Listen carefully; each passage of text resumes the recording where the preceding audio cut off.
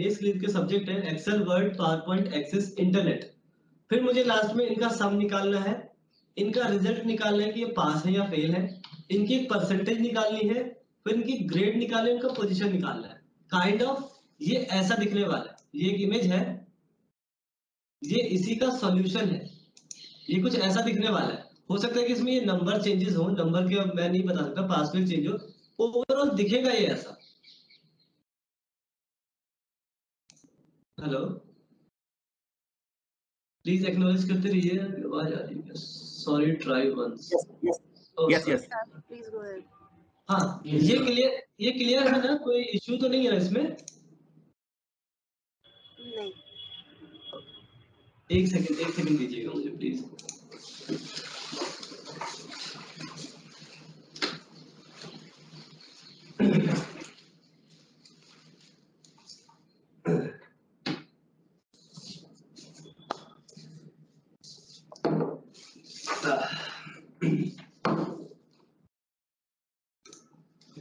Thank you for that.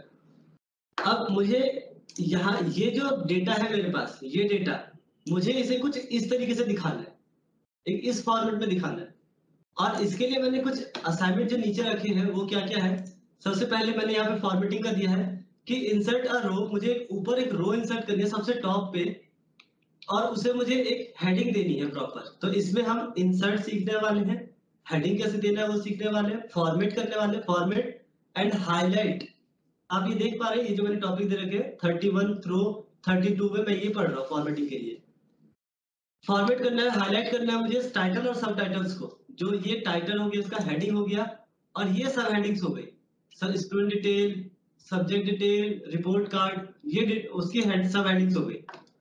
उसके बाद question यहाँ पे आ रहा है। क्वेश्चन क्या है कि मुझे एक रैंडम नंबर देना है उन्हें, रैंडम नंबर देना है 0 से लेके 100 के बीच, सारे इसमें वर्ड में, एक्सेल में, पावर पॉइंट में, एक्सेस में, इंटरनेट में, सब में। उसके बाद मुझे टोटल मार्क्स फाइंड करना है, जो टोटल वाला वो दिया हुआ है कॉलम उसमें। दूसरा मुझे परसेंटेज निकालनी है सबकी। परसेंटेज कैसे निकालते हैं मैं बताऊंगा अभी।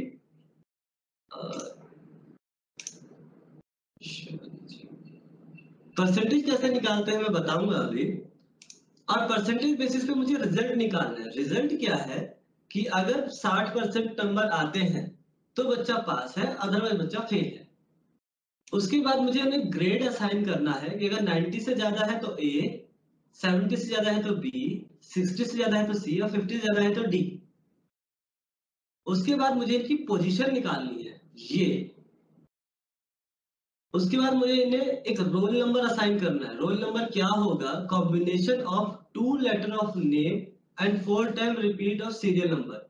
जैसे इसका नाम राहुल है तो RA हाइफन सीरियल नंबर का 4 टाइम 1111। दीपक का DE2222, दीपक कुमार का DE3333। क्लियर है ये चीज? मैं क्वेश्चन क्लियर कर देता हूं, जिससे कि जब हम सॉल्यूशन करेंगे तो उस टाइम पे बार बार हमें ये ना हो कि हमारा क्वेश्चन क्या था। उसके बाद मुझे एक सीरियल नंबर असाइन करना है कॉलम 1 में। ठीक है, इसका क्राइटेरिया क्या है कि अगर रोल नंबर ना हो, ब्लैंक हो, तब तो ये सीरियल नंबर हो ही ना उसमें, अदरवाइज खुद ब खुद सीरियल नंबर आ जाए। तो काइंड ऑफ ये बहुत इंटरेस्टिंग असाइनमेंट होने वाला है, क्योंकि इसमें बहुत सारे फंक्शन पढ़ेंगे। फंक्शन बता दो कौन कौन से हम पढ़ने वाले हैं, कौन से यूज होंगे। Sum, rank between, percentage, nested if, rank, concatenate, left, repeat. एक और है जब हम यूज कर रहे होंगे तब मैं आपको ये चीज बताऊंगा। इतना सबको क्लियर है क्या? और प्लीज मुझे कंफर्म कीजिएगा कि मैं कुछ ज्यादा जल्दी जल्दी तो नहीं बोल रहा ना, या जल्दी जल्दी तो नहीं जा रहा ना? It's okay. Yes it's okay. हाँ थैंक यू। और एक चीज की सबको समझ में तो आ रहा है ना कि जो जो मैं समझा रहा हूँ? ठीक है, हमारे पास सबसे पहला क्वेश्चन, जैसे मैं इस इमेज को देख के ही काम करता हूँ इस पे, मैं अब ये क्वेश्चन भूल जा रहा हूँ फिलहाल के लिए, मैं असाइनमेंट को देख के काम कर रहा हूँ। सबसे पहले मुझे इसके ऊपर एक शीट रो चाहिए, जिस रो में लिखा हुआ सैंपल मार्कशीट समथिंग करके। सिंपल, मैंने ये सेलेक्ट किया। यहाँ पे अगर मैं जाता हूँ होम टैब पे, तो यहाँ पे आप देखेंगे इंसर्ट का ऑप्शन है। इंसर्ट शीट रोज, इंसर्ट सीट, इंसर्ट सेल्स। एक ये तरीका है, नहीं तो राइट क्लिक और इंसर्ट, क्योंकि मैंने रो सेलेक्ट करी हुई है तो वो खुद इंटेलिजेंसी है उसकी, थोड़ी सी मतलब कुछ प्रोग्रामिंग है इसके भी पीछे, जिसमें वो रो इंसर्ट को कर रहे हो खुद भी खुद। तो मैंने इंसर्ट किया एक रो, आप देख रहे हो रो इंसर्ट हो गई।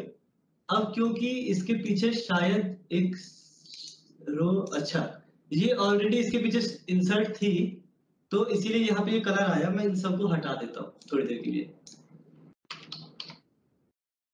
मुझे एक चीज छोटी सी बताइए, क्या मुझे आप लोग को फॉर्मेटिंग बताने की नीड है? तब तो मैं इस पे टाइम इन्वेस्ट करूं अपना, अदरवाइज मैं सीधा फंक्शंस पे आऊं।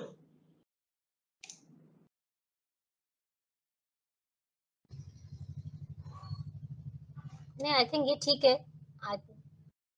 फॉर्मेटिंग बताऊं या नहीं? नहीं, मर्ज फॉर्मेटिंग हाँ, नहीं मर्ज तो आई थिंक सबको मालूम होगा, इस मर्ज जो हम लोग कॉलम्स या फील्ड्स करते हैं।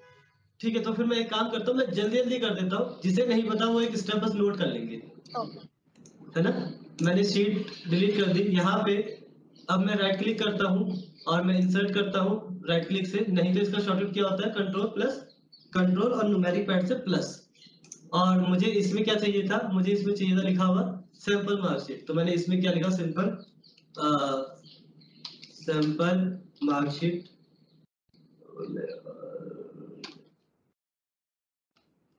फॉर पूरा करके, तो पूरा नहीं लिख रहा है, जस्ट मैं इतना लिख देता हूँ।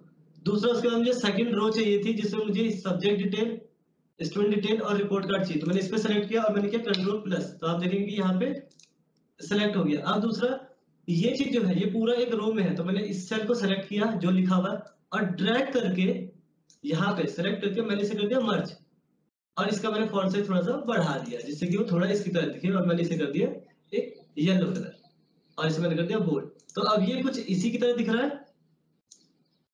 अब सेम चीज मुझे यहाँ पे इसे मर्ज करके लिखना है स्टूडेंट डिटेल, तो मैंने कर दिया मर्ज, यहाँ पे होम टैब पे अलाइनमेंट ग्रुप में मर्ज एंड सेंटर, मैं मर्ज अक्रॉस कर सकता हूँ, सेल कर सकता हूँ, अनमर्ज कर सकता हूँ, सब कुछ कर सकता हूँ यहाँ से।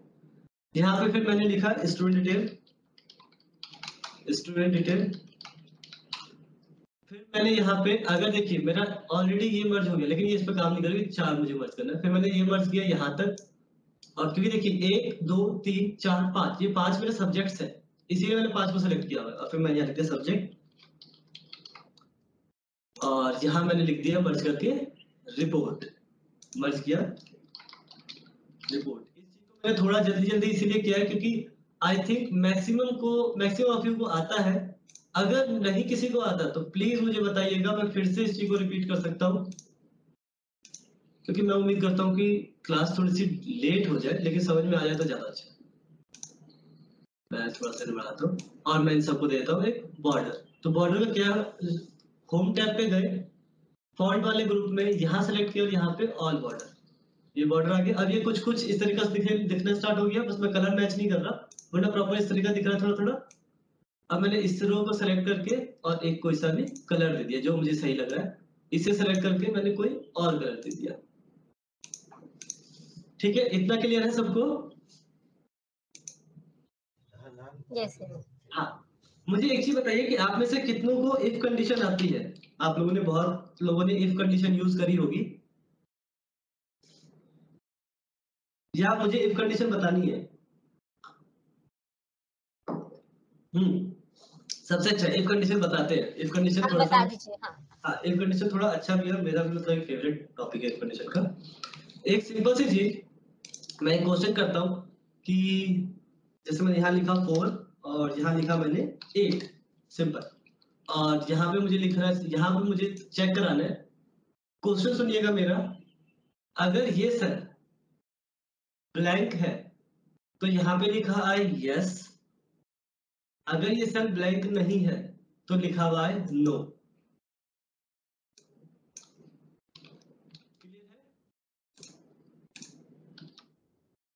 मैं इस सेल पे खेलता हूँ और इस सेल पे मैं लाऊंगा फंक्शन।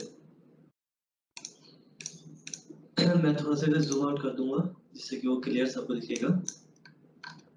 हाँ, मुझे सिंपल देखना है कि अगर ये O4 ब्लैंक है तो लिखा हुआ आ जाए यस, अगर ब्लैंक है तो देन यस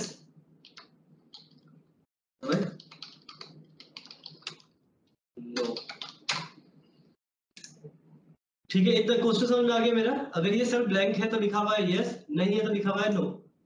सबसे पहले तो यहाँ पे मैं एक चीज देखता हूँ, यहीं भी मैं आपको सारे ऑपरेटर भी बता दूंगा, प्लीज नोट करते रहिएगा। मुझे सुन पा रहे हैं ना सब? Yes. Yes. Yes. ओके, यहाँ मैं अब देखिए मैं शुरू से कैसे स्टार्ट करूंगा इस चीज को।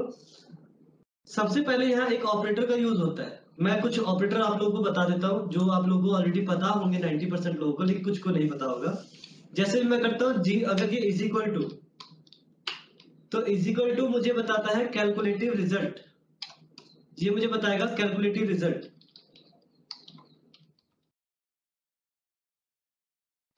और जब मैं फंक्शन के अंदर लगाऊंगा इज इक्वल टू, जब मैं फंक्शन के अंदर इज इक्वल टू लगाऊंगा तो वो मुझे एक मैथमेटिकल ऑपरेटर की तरह यूज करने को बोलेगा। तो मैं इसे फंक्शन के अंदर यूज करूंगा। ये क्या हो गया, एक सेकंड। ठीक है, जब मैं इसे फंक्शन के अंदर यूज करूंगा तो ये एक जस्ट मैथ ऑपरेटर।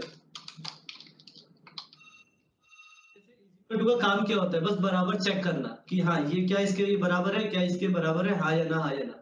अगर बराबर तो वैल्यू बराबर थे। तो सेकंड वाले इज इक्वल टू का मतलब क्या होगा, मैथ ऑपरेटर तरह यूज होगा।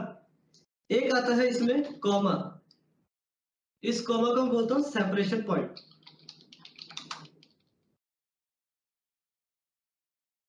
ठीक है, और एक आता है जैसे कि एग्जांपल इसके लिए आएगा A1।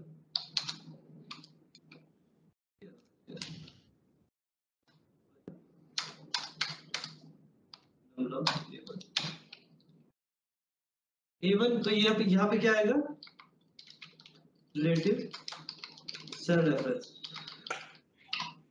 ठीक है, इतनी चीजें आई थिंक सबको क्लियर है। अब मैं इस पे चलता हूँ। और हाँ एक चीज और, मतलब अगर मैं इसे हिंदी में क्लियर करूं तो हिंदी में इफ का मतलब होता है यदि, क्योंकि मैं ये वर्ड बहुत यूज करने वाला हूं, मैं जस्ट इसीलिए वो लिख रहा हूं और कुछ भी इसका रीजन नहीं है। अब मुझे एक क्वेश्चन है कि यदि इस सेल में कुछ भी ना हो, और तो एक इस मैं इन्वर्टेड कॉमा का यूज करता हूं फॉर एनी टेक्स्ट।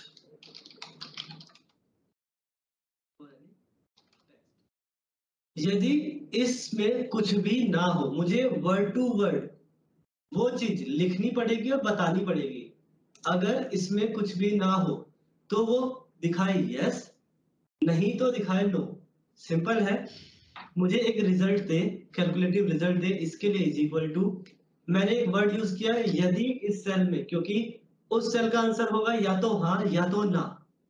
जिस भी कभी भी लाइफ में, या सॉरी लाइफ कभी भी एक्सेल में, अगर आपके पास ये ऑप्शन होता है कि किसी का आंसर या तो हाँ आ सकता है या तो ना आ सकता है, तो वो सारे लॉजिकल फंक्शन होंगे, क्योंकि एक ही लॉजिक पे हाँ या ना आएगा। जैसे मैं आपसे एक छोटा सा क्वेश्चन करता हूं कि क्या 2 4 से छोटा है, क्या 2 4 से छोटा है? एक बार आंसर कीजिए प्लीज। Yes. हाँ, तो Yes. इसके दो ही आंसर हो सकते हैं, ना कोई शायद ना कुछ।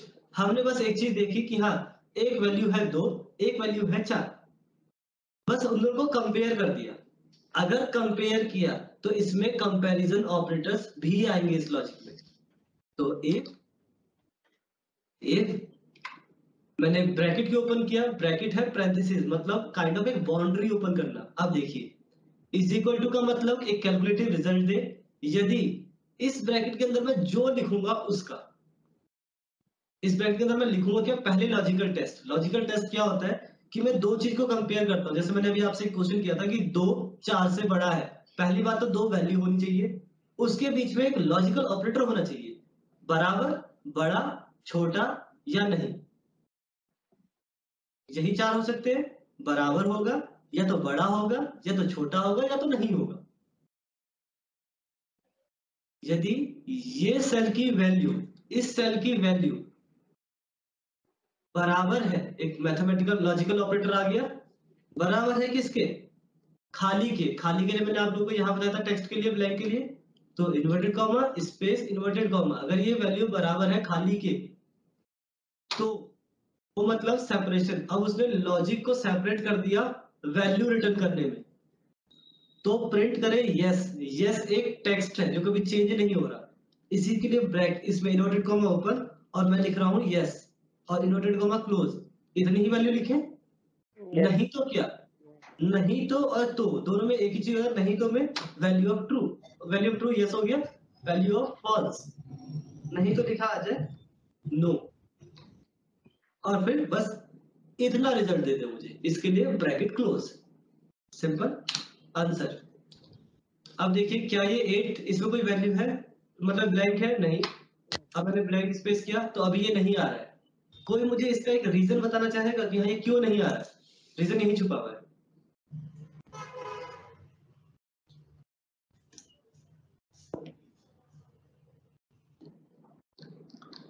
सॉरी मैंने मैसेज नहीं पढ़ा क्लियर सर, ट्राई वंस कि sir no sir, yes sir use, sir use बता दीजिए।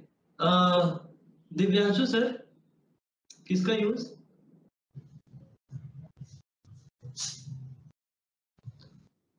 ठीक है, हाँ आप मुझे कोई बताइए कि इसमें क्या गलती है, ये क्यों नहीं आ रहा है इसमें? इसमें प्रॉब्लम आपने लिखा इफ ब्रैकेट में जो O4 की जो वैल्यू इक्वल टू ब्लैंक, तो अगर आप ब्लैंक उसको इक्वल टू ब्लैंक बता रहे हैं तो फिर जब उसकी वैल्यू 0 है तो फिर वो यस नो कैसे एक्सेप्ट करेगा? तो मैम मतलब ब्लैंक हो या 0 हो तो क्लियर है ना कि अगर सेल में कुछ नहीं है तो वो ब्लैंक है, तो मतलब वो फिर नो शो करेगा। मैम इसमें कोई वैल्यू है, ब्लैंक है इसलिए नो इस वाले फंक्शन में दिक्कत है। हाँ बताइए सर। तो ब्लैंक है इसलिए नो बोल रहे हैं। नहीं सर मैंने कहा ब्लैंक है तो यस लिखा था, ब्लैंक है तो यस हो नहीं तो नो हो, तो ये गलत क्यों आ रहा है? मैंने आपको अभी तो कुछ सेकंड पहले भी इसका आंसर किया मैंने आप लोगों को। सर क्योंकि हम लोग एक पर्टिकुलर सेल की बात कर रहे हैं Q4, तो वो Q4 के लिए ही बताएगा कि यस है या नो है, मतलब अगर एग्जैक्टली मैं बस यही क्वेश्चन पूछा जा रहा कि O4 में ही अगर कुछ लिखा हुआ है तो आ जाए नो, भैया कुछ नहीं लिखा हुआ इसमें, अगर ब्लैंक है तो लिखा जाए यस वो ब्लैंक है।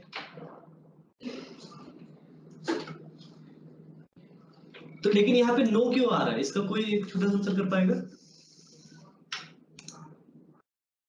ओके मैं एक छोटा सा फंक्शन आपको यहाँ पे दिखाता हूँ। एक फंक्शन होता है लेंथ। लेंथ क्या करता है, इस सेल की लेंथ बताता है, मतलब इस सेल में कितने कैरेक्टर है, इस सेल में एक भी कैरेक्टर नहीं है, लेकिन यहीं पे अगर मैं करूंगा इज इक्वल टू लेंथ इसे, तो यहाँ पे इसका आंसर आएगा 1, 0 बेइज्जती। ठीक है, यहाँ पे कोई एक कैरेक्टर है हिडन कैरेक्टर, कोई मुझे बता पाएगा वो इसी फंक्शन में मुझे दिख रहा है, अगर इसी फंक्शन को मैं एक बार फिर से पढ़ लूं तो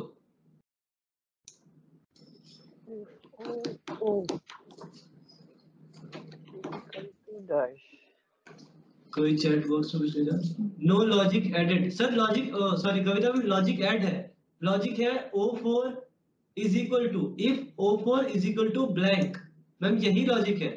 इस लॉजिक का आंसर होगा या तो हाँ या तो ना, अगर वो ब्लैंक है तो आ जाए यस, नहीं है तो आ जाए नो। कोई एनी गेस कुछ भी? एक स्पेस हो सकते हैं। एग्जैक्टली मैम यही है इसका रीजन, क्योंकि मैंने इस बीच अगर आप देखें तो मैंने ये एक स्पेस ऐड कर रखा है। अब इसे छोड़िए, मैं यहाँ पे एक स्पेस ऐड कर देता हूँ।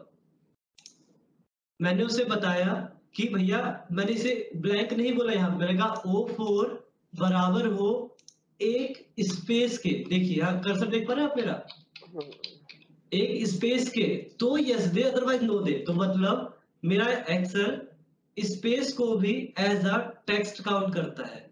मैं आपको ये बताना चाह रहा था, आगे जब हम लेंथ फंक्शन पढ़ेंगे ना फंक्शंस के अंदर, तो ये बहुत दिक्कत देता है।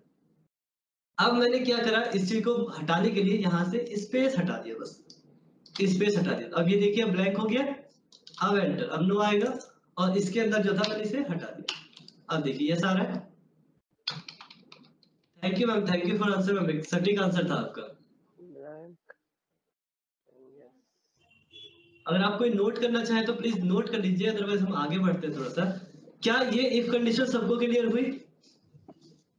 यस है ना। जैसे मैं इसमें अगर लिखता हूँ मान लीजिए कोई वैल्यू या टेक्स्ट कुछ भी, तो आएगा नो। नो का मतलब ये ब्लैंक नहीं है।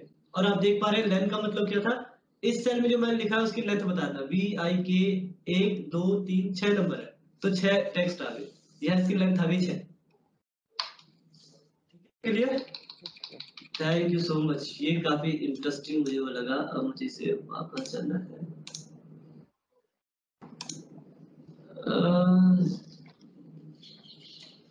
ठीक है, क्या बोला? अब मैं सबसे पहला मेरा क्वेश्चन था, मैं इसकी तरह देख के बनाना चाह रहा हूँ कि अगर यहाँ पे 1 तभी आए जब यहाँ पे रोल नंबर हो, नहीं तो खाली है। तो यहाँ पे मैं सिंपल इनमें सब में फंक्शन लगा हुआ है, आप देखेंगे सब में फंक्शन लगा, मैं लगा के आप लोगों को दिया था कि आप अगर ये फाइल खोल सके तो हाथ ही हाथ फाइल फंक्शन देख भी सकते हैं, मुझे बार बार रिपीट करने की जरूरत नहीं पड़ती। बट कोई नहीं, हम फंक्शन को फिर से करेंगे। मैं सिंपल करता हूँ, इज इक्वल टू इस सेल में, मैम एक सेकंड दीजिएगा मुझे,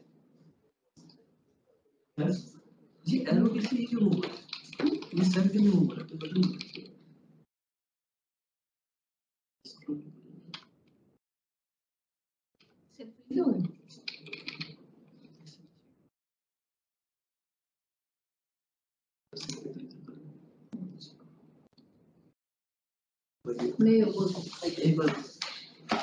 ठीक है। मैं एक सिंपल सा फंक्शन लगाता हूँ इसमें, जैसे मैंने आपको अभी दिखाया था, is equal to if bracket open ये सेल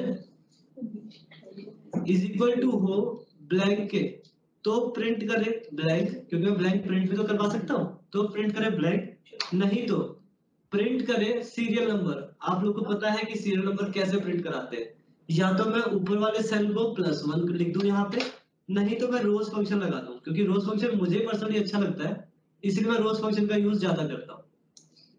और इस वाले को मुझे करना होगा फिक्स।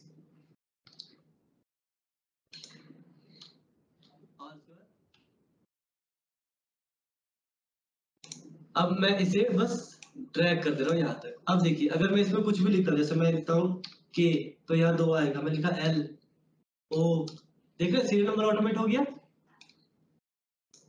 इतने में किसी को भी कोई इशू कुछ भी, हमने पहला क्वेश्चन वो कर दिया।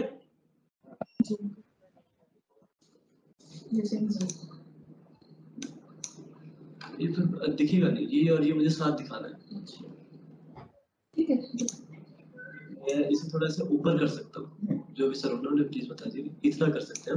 आपने जो फॉर्मूला यूज किया एक बार उसको फिर से हाईलाइट कर देंगे क्या? बिल्कुल मैम, बिल्कुल मैम, जरा इस शीट के इस इमेज के हिसाब से ही मैं यहाँ कर रहा हूँ, ठीक है। इतना जूम ठीक है ना? हाँ सब विजिबल है क्या सबको? यस ओके, मैंने सिंपल सा यहाँ पे लॉजिक दिया है। मुझसे एक मैम ने बहुत इंटरेस्टिंग चीज अभी बोली थी कि मैंने लॉजिक नहीं लगाया। कमल किशोर सर, ठीक है मैम, कहाँ गई? नो, हाँ कविता मैम ने बोला था कि मैंने इसमें लॉजिक नहीं लगाया। मैम एक चीज बस थोड़ा सा याद रखिएगा, जब भी ये ऑपरेटर्स यूज होते हैं, इज इक्वल टू मतलब पहले इज इक्वल टू के बाद, is equal to, greater than, lesser than, not equal to, बस ये सारे में कंपैरिजन ऑपरेटर है। अगर किसी भी फंक्शन में ये लगा हुआ है तो इसका मतलब लॉजिक लगा हुआ है।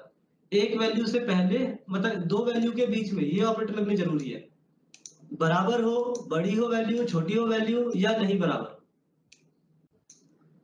ठीक है ना? तो यही चीज मैं यहाँ पे, क्योंकि मैं फंक्शन पे इसका जो इसलिए डाल रहा हूँ कि एक फंक्शन को मैं 2-3 बार और यूज करूंगा अच्छे से फंक्शन को यूज करके फिर आपको बताऊंगा। कीबोर्ड में प्रॉब्लम नहीं है। हाँ एक जैसे मैं इस सेल पे नीचे जा रहा हूँ, क्योंकि पूरी स्क्रीन ऊपर जा रही है, सेल तो नीचे जाना चाहिए ना, सेलेक्ट किया आपने, सेलेक्ट कीजिए पहले, वो सेलेक्ट है, ये देखिए जैसे मैं आता हूँ सेल सेलेक्ट हो गया, हाँ नीचे जाओगे तो ये सेल नीचे जाता है ना, और ये यहाँ पे बटन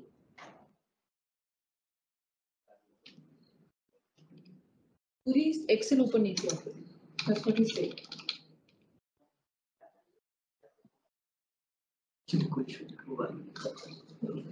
लेकिन ये देख लीजिए, यहाँ पे सिंपल सा मैंने एक फंक्शन लगाया हुआ है कि मैं इसे करता हूँ डिलीट, मैं लगाता हूँ इज इक्वल टू, हाँ आप मैम आप ही बताइए मुझे जो क्वेश्चन कर रहे थे कि मैं क्या लगाऊं, मैंने आपको एक कंडीशन समझाई थी ना, मुझे बस चाहिए कि ये वाला सेल B5 अगर खाली ब्लैंक है तो ब्लैंक, नहीं तो कुछ लिखा हुआ है।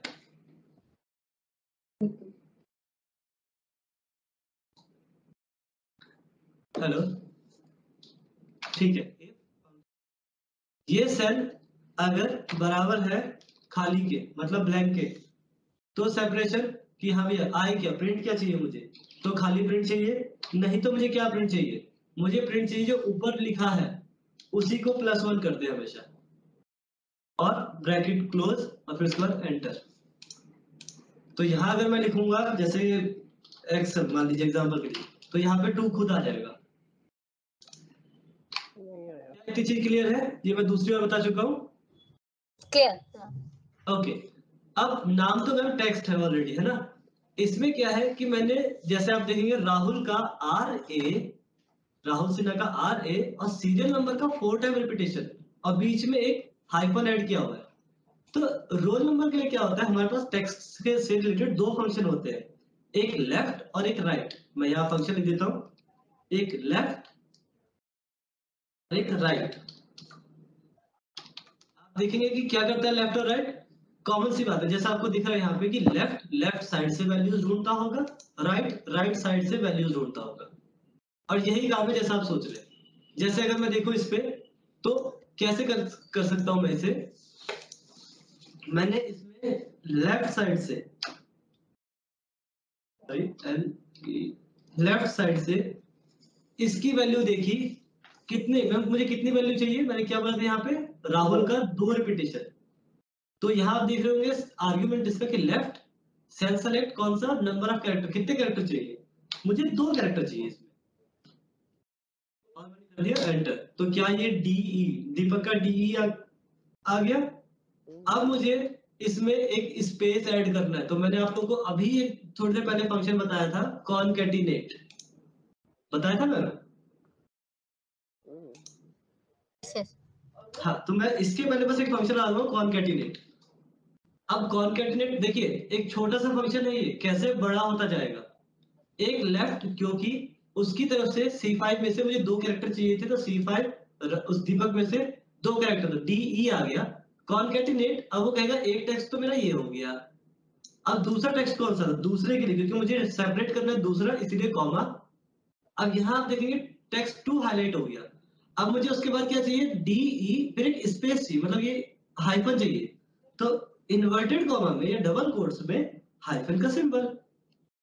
अब तीसरा टेक्स्ट मुझे क्या चाहिए, कॉमा, मुझे भैया रिपीट चाहिए, ये 2 जो लिखा हुआ है उसे रिपीट करना है। रिपीट के लिए खुद एक फंक्शन है रिपीट, REPT।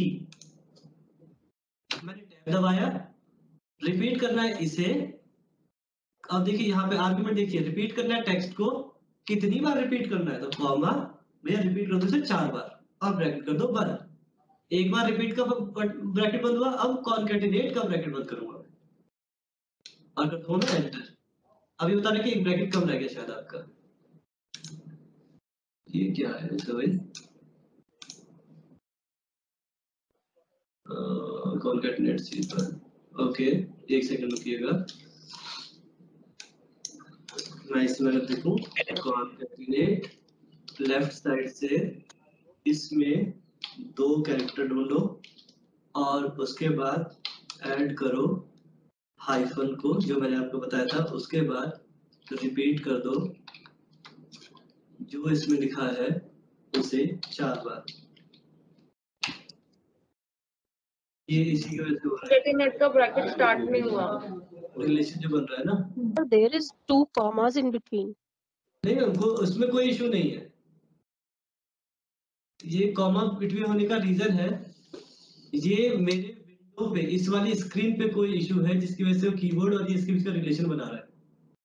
ये बस बता रहे कि इससे ये रिलेट कर रही है। ये कहां से होता था,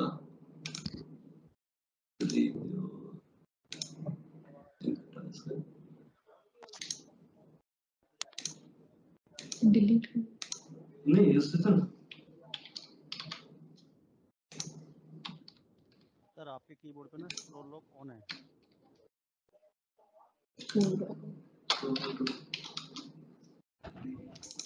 उसके बाद कीजिए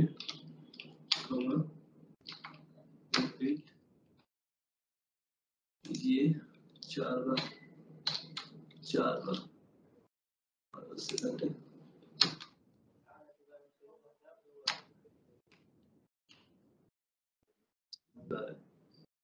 कुछ एरर उसमें आ रहा है क्या? कीबोर्ड में कुछ एरर? ठीक है, मैं इसी चीज को एग्जैक्ट एक शीट पे बताता हूँ, क्योंकि हम इस पे भी इतना टाइम मैं वेस्ट नहीं कर सकता। मैं एक यहाँ पे एक फाइल ओपन कर लेता हूँ, उस चीज के लिए माफ कीजिएगा वो नहीं हो पा रहा है। आपको यही चीज एग्जैक्ट यहाँ करके दिखाता हूँ। जैसे मैंने एक नाम लिखा, एक नाम है मेरा विकास और झा, ठीक है, ऊपर भी नहीं हो रहा है, एक्सेल की शीट हो रहा है। अब मुझे यहाँ पे विकास झा का और यहाँ सीरियल नंबर है मेरा 1, मुझे चाहिए VI और ये 4 बार रिपीट, तो इज इक्वल टू ये कॉमा 2, क्योंकि मुझे यहाँ 2 से निकल जाएंगे VI। उसके बाद मुझे यहाँ पे चाहिए रिपीट ये चीज 4 बार, और इसके बाद मैं लगाया कॉन्कैटिनेट रिपीट 4 बार। विकास 1111 आ गया, और इसी के बीच में मुझे क्या चाहिए, इन्वर्टेड कॉम में स्पेस, देखिए आ गया VI 1111। सेम फंक्शन लगाया मैंने। इस वाली शीट पे कुछ रिलेशन का बन रहा है यहाँ पे, मैं देख रहा हूँ, और मुझे 1 मिनट प्लीज दीजिएगा ना।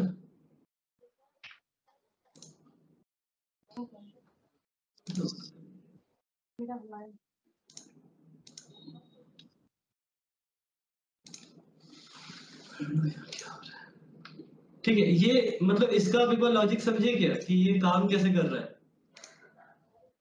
अगर आप बोले तो मैं आपको ये फंक्शन एक बार लिख के मीटिंग में डाल दूं। सर अगर आप ना 2 टाइप करो तब तो आपने 2 पे ना फंक्शन लगाया हुआ है। हाँ, दोनों जगह फंक्शन लगा हुआ है, इसलिए वो सेल रेफरेंस में जा रहा है। अच्छा ठीक है, तो यहाँ पे मैंने ये 2 टाइप किया है, इसीलिए आप बोलना चाह रहे हैं। नहीं, जो दूसरी शीट, ठीक है, मैं दूसरी शीट में एरर आ रहा है ना। नहीं, वो एरर नहीं है, ये ना एक रिलेशन बना रहा है कि इसके रिलेशन बता रहा है बस ये। आप मेरी बात सुनो, 1 जैसे है ना 2 टाइप करो तब वो रिलेशन यहाँ पे जो आप कॉन्कैटिनेट वहां पे लगा रहे हो ना, तब यहाँ पे लगे। ठीक है, इस फंक्शन में कॉन्कैटिनेट लेफ्ट 2 को टाइप करो, इस 2 ये A वाला, A सीरियल नंबर में जो 2 है वो, इस 2 को मैं टाइप करूं। यस, देखिए अब आ गया, ये एज अ टेक्स्ट देगा। ठीक है, अगर मैं इसमें लिखता हूँ 2, ओके, ये फंक्शन पे काम, मैं ये फंक्शन पे फिर काम तो करना चाहिए ना डायरेक्ट। ऐसे नहीं हो तो एक्सेल में। ओके, ये बताइए, देखिए यहाँ ये फंक्शन नहीं लगा हुआ। हाँ काइंड ऑफ ये शायद इसीलिए इशू आ रहा है। यस, हाँ तो फिर इसके लिए सॉरी, क्योंकि ये शायद मैंने ट्राई नहीं किया अभी तक। Thank you. अब उसके बाद में एक आगे फंक्शन, इससे ये क्लियर हुआ या फिर से एक बार समझाओ।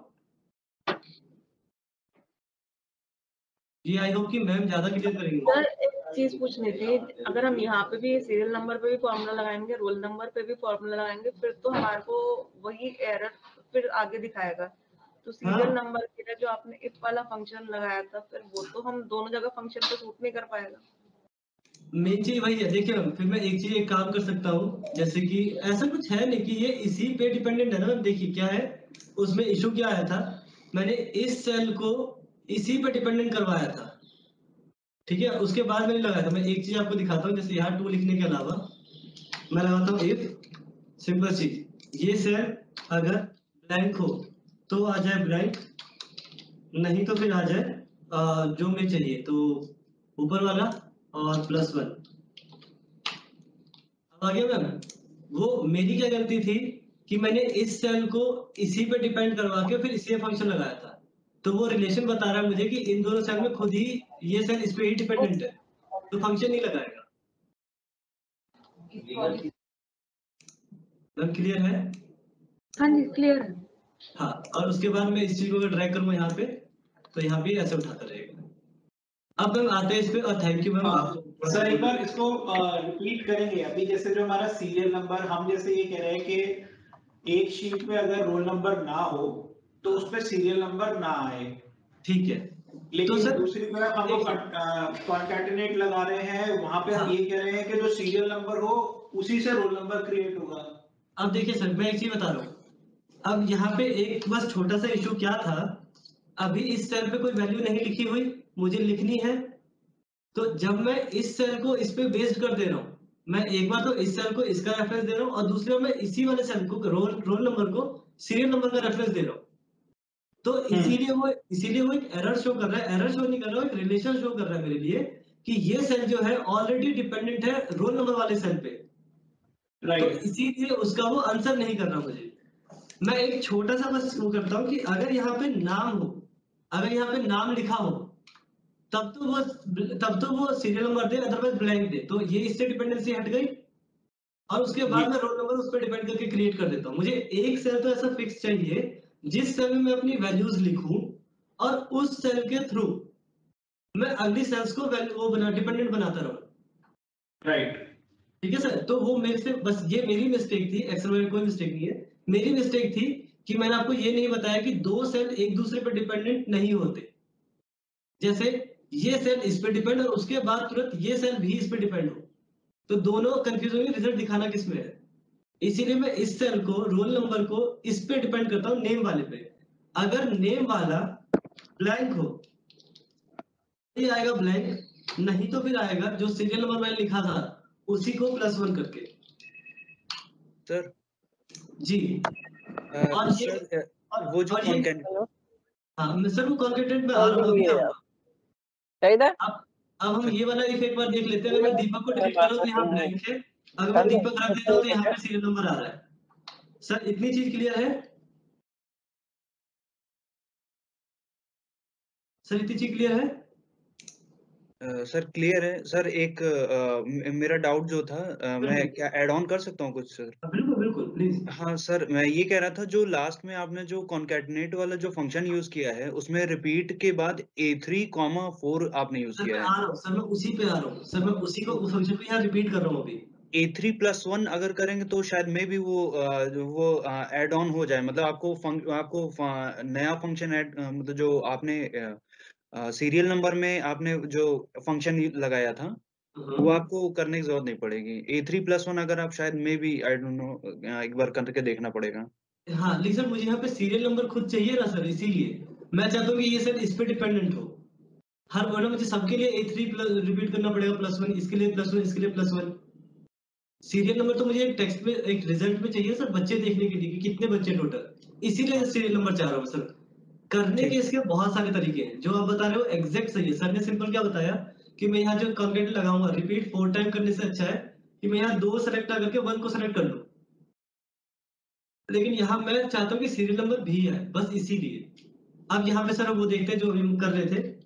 तो इज इक्वल टू लेफ्ट, इस साइड से मुझे इसका क्या चाहिए 2, कि मुझे इसमें DEE जो है DEEP है, उसमें DE चाहिए, तो DE आ गया। DE के साथ साथ मुझे एक वो चाहिए, मतलब कि हाइफन। तो मैंने हाइफन और मल्टीपल टेक्स्ट को ऐड करने के लिए क्या एक फंक्शन बताया था, कॉनकैटिनेट। फिर यहाँ पे हम सेपरेट करें कॉमा टेक्स्ट 2 के लिए, इन्वर्टेड कॉमा में हाइफन, और फिर उसके बाद एक हाइफन पहले मैं ऐड करके देख रहा हूँ आ रहा है नहीं आ रहा, बिल्कुल आ रहा है, DE और हाइफन आ रहा है। उसके बाद मुझे यहाँ पे ही रिपीट चाहिए इसका 4 टाइम। तो रिपीट एक फंक्शन है REPT, और रिपीट इसको कर दे, कितनी बार कर दे, कॉमा 4 बार कर दे, उसके बाद ब्रैकेट क्लोज। तो ये काम कर रहा है, ठीक है। आगे भी जब मैं ड्रैग करूंगा तो ये प्रॉपर काम करेगा, और जस्ट मुझे इसे भी ड्रैग करना होगा। ठीक है सर, काम हो रहा है। अब आगे बढ़े। मतलब इस फंक्शन के लिए मैम का थैंक्स, मैम ने सच में मुझे वो, मैं कंफ्यूज हुआ था कि रोल नंबर इस पे कैसे मैंने डिपेंड कर दिया। अब मुझे यहाँ पे एक चीज ध्यान दीजिएगा, एक फंक्शन में और यूज करने वाला हूँ। मुझे यहाँ पे रैंडमली कुछ भी नंबर चाहिए जो स्टार्ट हो 100 से एंड हो 0 पे। तो रैंडमली नंबर के लिए is equal to rand between, एक फंक्शन है रैंड बिटवीन क्या करता है, रैंडम नंबर देगा दो नंबर के बीच। तो बॉटम वैल्यू मुझे चाहिए, छोटी वैल्यू कहाँ से देखे, तो मैं एग्जांपल बोलता हूँ कि 10 से स्टार्ट हो, 10 से नीचे किसी को नंबर ना दे, कॉमा टॉप वैल्यू कितनी हो 100, एक सब्जेक्ट में 100 से ज्यादा किसी को ना दे, और एंटर। अब देखेंगे 90, यहाँ उसे रैंडम वैल्यू दे दी। अब इसमें क्या है कि वो हर टाइम वैल्यू को रिफ्रेश करता रहेगा, जितनी बार मैं शीट को रिफ्रेश कर रहा हूँ वो वैल्यू चेंज हो रही है। और रिफ्रेश में कैसे कर रहा हूँ, या तो मैं उसे F5 से रिफ्रेश कर दूं, जैसे शीट रिफ्रेश करता हूँ, यहाँ जाके एक यहाँ आता है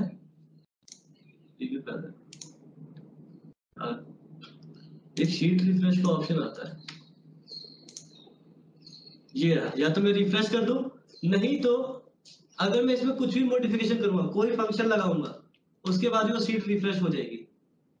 ठीक है, तो यहाँ पे मैंने बस रैंडम एक वैल्यू लिखी और मैंने उसे ड्रैग कर दिया, कहाँ तक, यहाँ तक। इस पूरे में रैंडम वैल्यू उसने भर दी, फिर मैं ड्रैग कर दिया यहाँ तक, तो इसने यहाँ तक उसमें रैंडम वैल्यू भर दी। अब इसमें इस वाले में दिक्कत क्या होती है, जब भी मैं इसे रिफ्रेश करता हूँ नंबर चेंज होते जाते हैं।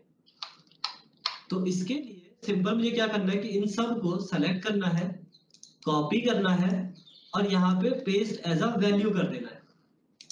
अब ये चेंज नहीं होगा चाहे मैं कितनी बार भी शीट को रिफ्रेश कर लूं।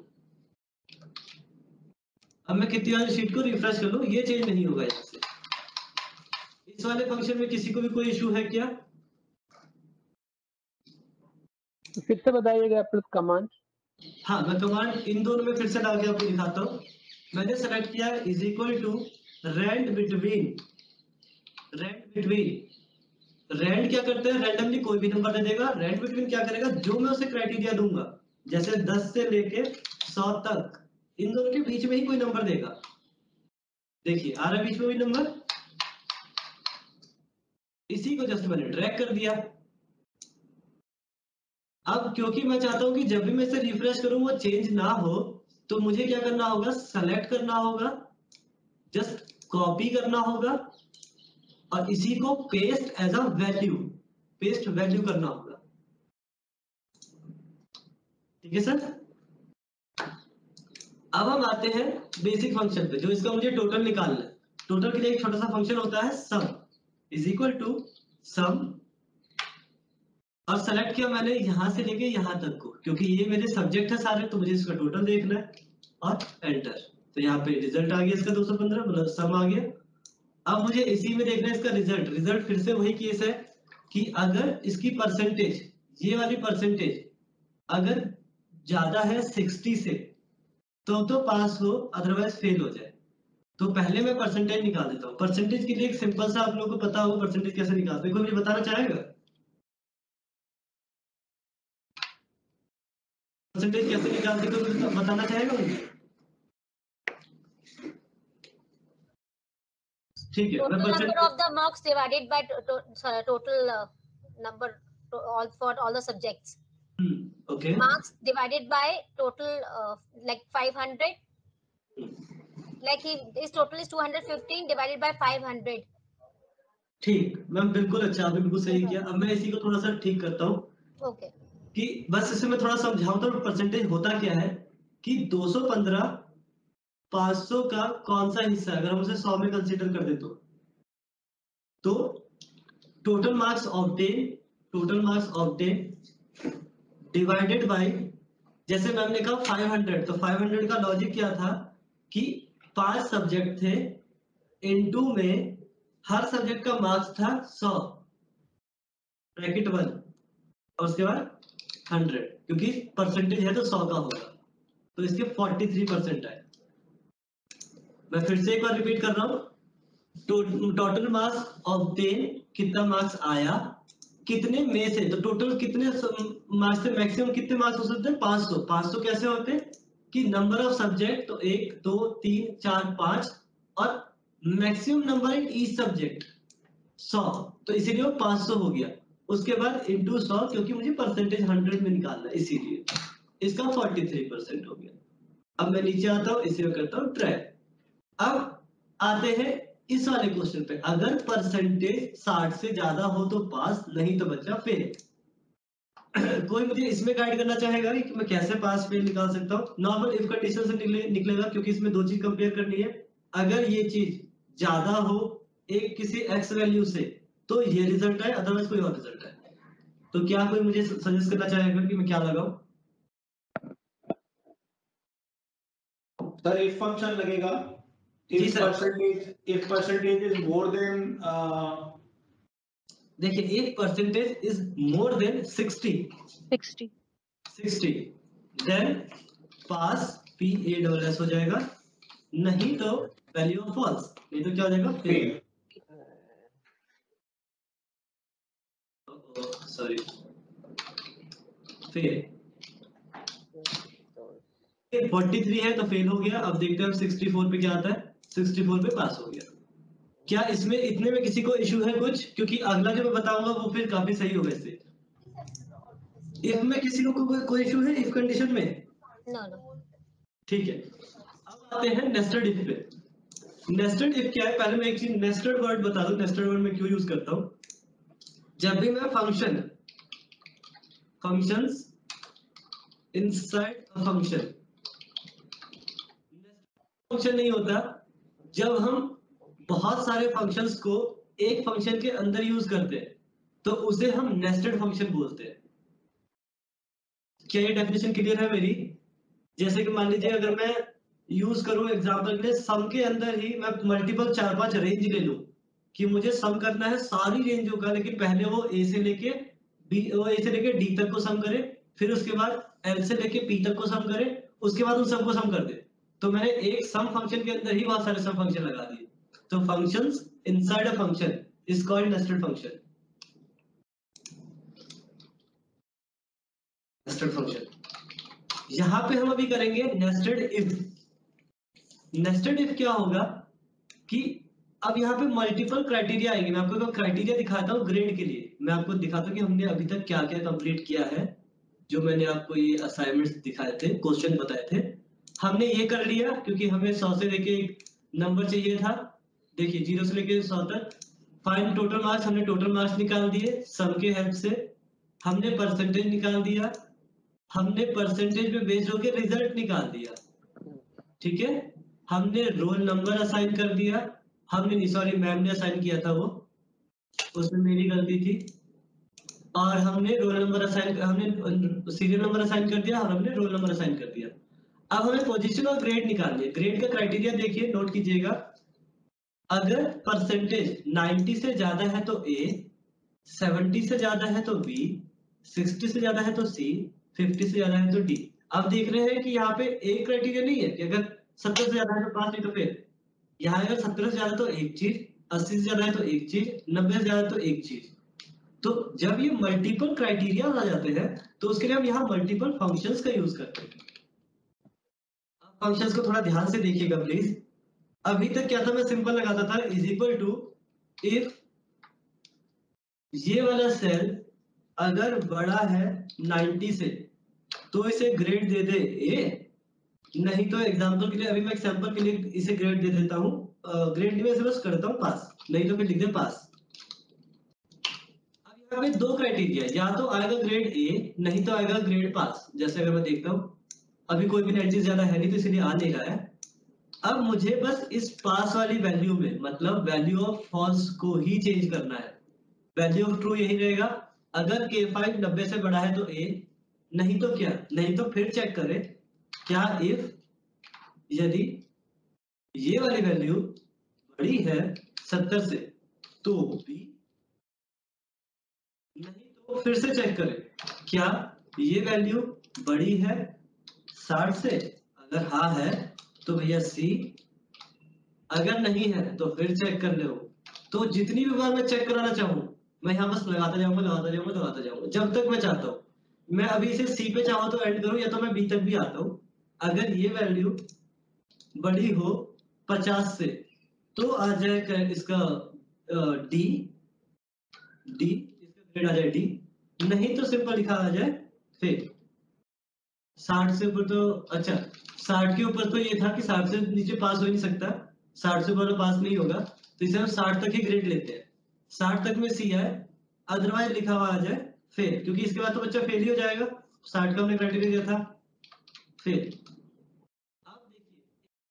अब देखिए जैसे जैसे मैं ये ब्रैकेट लगाता जाऊंगा, इधर की ब्रैकेट्स हाईलाइट होती जाएंगी। ये ब्रैकेट, ये ब्रैकेट, ये ब्रैकेट हाईलाइट होगी। इससे मुझे पता लगा कि मेरे कितने इफ बंद हुए। सबसे पहला इफ यहाँ खत्म, दूसरा इफ यहाँ खत्म, तीसरा इफ यहाँ खत्म, और एंटर। तो ये किसी भी रेंज में फॉल नहीं कर पाया। अब देखिए क्योंकि इसकी ये 60 से ज्यादा है तो इसीलिए इसका सी मिल गया है।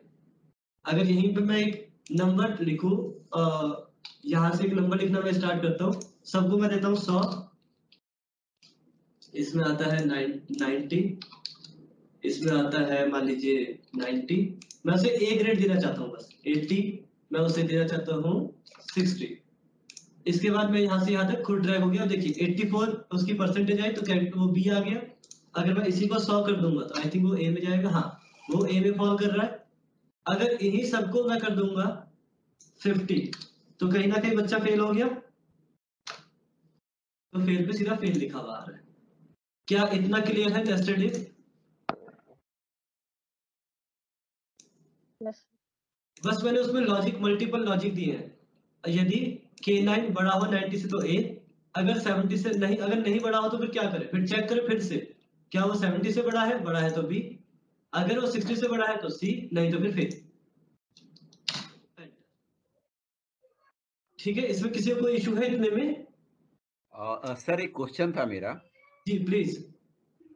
सर एक्चुअली ये जो Excel Word PPT Access internet, ये जो आपने 5 कॉलम लिए हैं, तो इसमें तो आपने जो उस समय इनपुट डाला, वो इनपुट आपने कहाँ से डाला? वो तो मैन्युअली डालना होगा ना सर? क्या जैसे मैंने नंबर जो डाले हैं, ये नंबर या वो रैंडम? सर नंबर डालने के लिए मैंने आपको एक फंक्शन, वो तो देखिए सर अभी हम एक एग्जांपल कर रहे हैं, तो इसीलिए मुझे रैंडमली कोई सा भी नंबर चलेगा। नहीं तो हर बच्चे का नंबर तो आपको एटलीस्ट डालना पड़ेगा सर।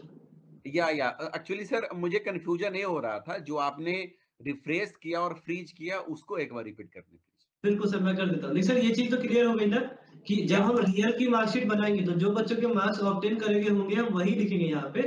अभी मैं जस्ट एग्जांपल कर रहा हूँ तो इसलिए मैंने रैंडमली कोई सा भी नंबर रख दिया।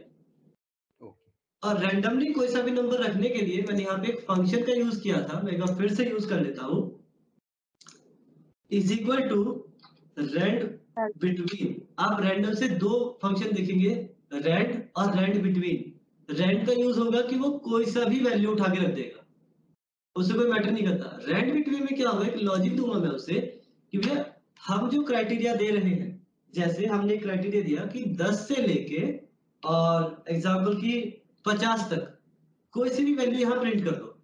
तो एक मैंने सर्टेन रेंज दे दी सर इन्हें कि 10 से 50 के बीच नंबर आने चाहिए, वरना ना आए, और कर दिया मैंने एंटर। तो देखिए सर 10 से 50 के कोई भी एक नंबर आ गया, और मैंने इसे कर दिया ड्रैग क्योंकि मुझे सब में चाहिए। फिर मैंने इसे नीचे वाले यहाँ तक ड्रैग कर दिया, इतने में नंबर चाहिए।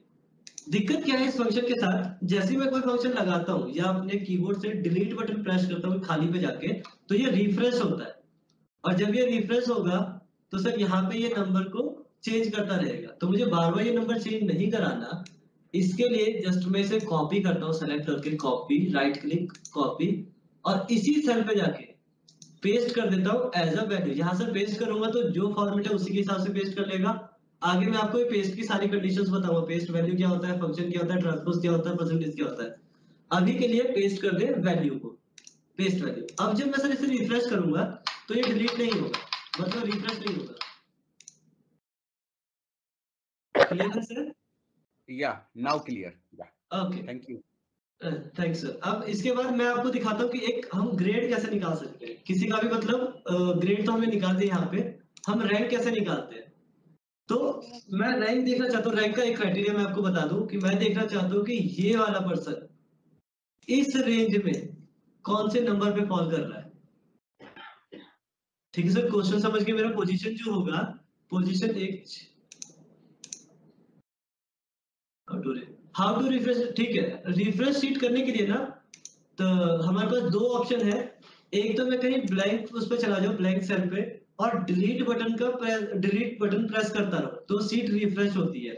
अदरवाइज यहाँ डेटा टैब में ये जो टैब्स है उसमें डेटा टैब में रिफ्रेश का बटन है, मैं यहाँ से भी रिफ्रेश कर सकता हूँ।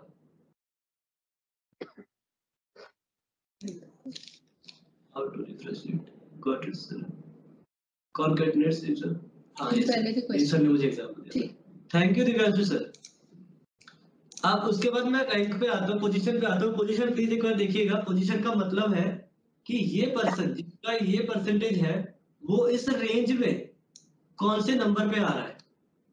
तो मैं सिंपल लिखूंगा इज इक्वल टू, क्योंकि मुझे रैंक निकालना है, तो रैंक फंक्शन ये वाला पर्सन कॉमा पूरे में से कौन से नंबर पे आ रहा है। अगर मैं इसे देखूं तो ऑर्डर नंबर असेंडिंग डिसेंडिंग पूछेगा, मैं उसे नॉर्मली ऐसे कर देता हूँ कि इसी में बता दूंगी। क्योंकि जो एक चीज और क्लियर बता दूं आप लोगों को, जो ये बड़े ब्रैकेट में है, स्क्वायर ब्रैकेट में है, वो ऑप्शनल होते हैं, उन्हें लिखने की जरूरत नहीं होती। अगर ना लिखना चाहे तो छोड़ सकते हैं। और फिर उसके बाद मैं उसे एंटर करता हूँ। तो ये 5th नंबर पे। अब देखिए मैंने फिर से आपको लोगों को बताया था, चलिए ठीक है एक छोटा सा टेस्ट टाइप भी कर लेते हैं। जब मैं ड्रैग करता हूँ तो ये भी 1st नंबर पे और ये भी 1st नंबर पे। ये तो पॉसिबल ही नहीं है ना, ये 32 वाला 1st नंबर पे कैसे आ गया जबकि 100 नंबर वाला फॉल कर रहा है यहाँ पे। कोई मुझे इसका एक आंसर बताना चाहेगा? ये चीज मैंने अभी 2 मिनट पहले आप लोगों को बताई थी, पढ़ाया था। मैं इसका सिंटैक्स दिखा देता हूँ, ये रहा। सिंटैक्स दिखा देता हूँ, ये रहा। सिंटैक्स दिखा देता हूँ, ये रहा, ये रहा और ये रहा। आई थिंक आप लोगों को अब क्लियर हुआ होगा। इस बीच में मैंने कुछ मिस किया है, मैंने इस बीच में यहाँ पे कुछ मिस कर दिया है। कोई मुझे एक बार सजेस्ट करना चाहेगा मैंने क्या मिस कर दिया है? पर कॉलम डिफाइन नहीं है। डिफाइन तो है मैम, K5 है रेंज, कॉलम से डिफाइन है K4 से K10 तक। एब्सोल्यूट डिफाइन K4 को फ्रीज करना पड़ेगा। फ्रीज करना पड़ेगा। एग्जैक्टली मुझे ये रेंज जो है, क्योंकि हर बार K4 to K10। हाँ, इस वैल्यू को इसमें से देखे, इस वैल्यू को इसमें से देखे, इस वैल्यू को इसमें से देखे, नीचे वाली वैल्यू को भी इवन ऊपर से ही देखे। तो ऊपर से देखे तो एक रेंज को तो फिक्स करना होगा ना, रेंज फिक्स कर दिया। ठीक है, अब ये दिक्कत नहीं देगा। अब आप पूछेंगे ये दो और ये दो क्यों बराबर आ रहे हैं, तो मतलब हो सकता है कि दो बच्चों के नंबर सेम हो, इसीलिए। अब एक चीज नोट कीजिएगा, मैंने आपको सबसे पहली क्लास में, मतलब जब पहले हम स्टार्ट करें तभी मैंने आपको नेम रेंज बताया था। अब क्योंकि मुझे बार बार ये K4 K10 लिखना पड़ रहा है, मैं कंफ्यूज हो रहा हूं, तो मैं सेलेक्ट करके क्यों ना इसका नाम ही कर दूं परसेंटेज PER। ठीक है, अब मैं जब इसमें लगाऊंगा तो मैं यहाँ पे इसे करने के अलावा एक बार करूंगा PER, तो यहाँ पे इसने खुद भी खुद रेंज उठा लिया। इसने खुद भी खुद रेंज उठा लिया, क्योंकि मैं देखिए PER देख पा रहे हैं आप? और PER क्या है? PER मैंने इसे डिफाइन किया हुआ है। तो सेल नेमिंग का फायदा समझे आप, सेल नेमिंग का फायदा क्या होता है?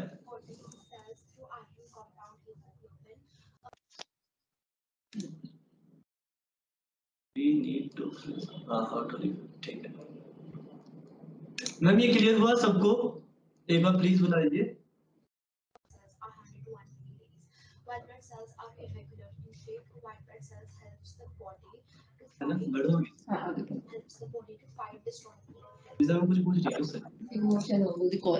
ठीक है, अब मैं एक बस रिक्वेस्ट करूंगा, एक बार मार्कशीट आप लोगों को मैम ने ऑलरेडी ये फाइल भेजी होगी।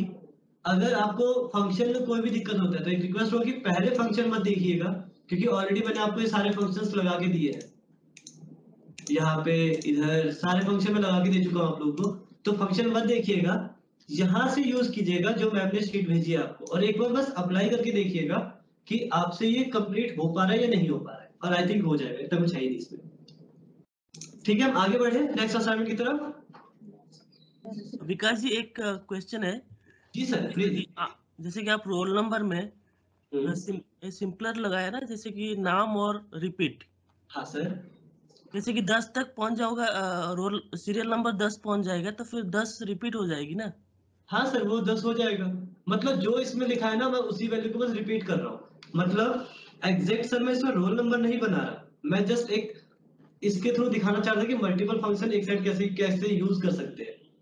हाँ, एक और एग्जांपल मिल सकता है जैसे कि ईयर और कोई ऑर्गेनाइजेशन का नाम या फिर एग्जैक्टली सर, मैं ये भी कर सकता हूँ कि बच्चों का यहाँ डेट ऑफ बर्थ लिख दूं, उनके एनजीओ का नाम लिख दूं, तो एनजीओ का पहला वर्ड और ईयर, हमें ईयर का वो 4 लेटर ले लो, या ईयर के लास्ट के 2 लेटर ले लो।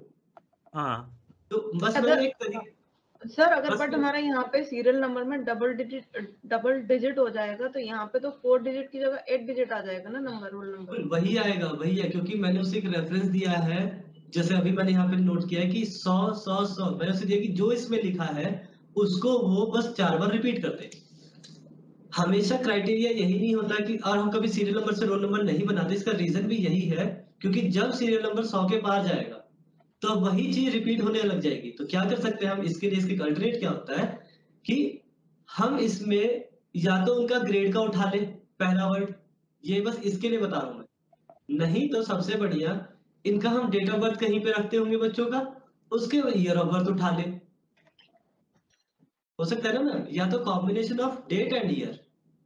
बस मैं यूनिकनेस देखना चाह रहा था कि जैसे इसका डीई नाम है, डीई रोल नंबर स्टार्ट हो रहा है, लेकिन ये 2222 333 तो इसका ये दोनों अभी के लिए इस असाइनमेंट के लिए यूनिक दिख रहा था। बाकी जब हम मार्कशीट बनाएंगे तो रोल नंबर आप देखेंगे मैम कभी भी इन लोगों के इसके हिसाब से नहीं होता है, सीरियल नंबर के नाम से हिसाब नहीं होता, हमेशा कुछ एनजीओ का नाम होगा, हो सकता है उनके सेशन का नंबर आए बीच में, हो सकता है उनके बैच का आए बीच में, ये चीज होती है मैम। जैसे हमारा एम्प्लॉय आईडी कार्ड भी होता है मैम, तो वो जो आईडी होती है वो कभी भी सीरियल नंबर के थ्रू तो असाइन नहीं करी जाती, या करी जाए तो एग्जैक्ट बस सीरियल नंबर दे दिया जाता है। ठीक है मैम, तो ये असाइनमेंट जस्ट मैंने एक सैंपल के लिए बताया था कि ऐसे हम मल्टीपल फंक्शंस का यूज कर सकते हैं। अब जैसे मैंने यहाँ रिपीट किया है इसे, आप इसे ना यूज करके सीरियल नंबर को ले सकते, उसे उनके डेट ऑफ बर्थ के ईयर को ले सकते हैं। ठीक है मैम, इतना क्लियर है?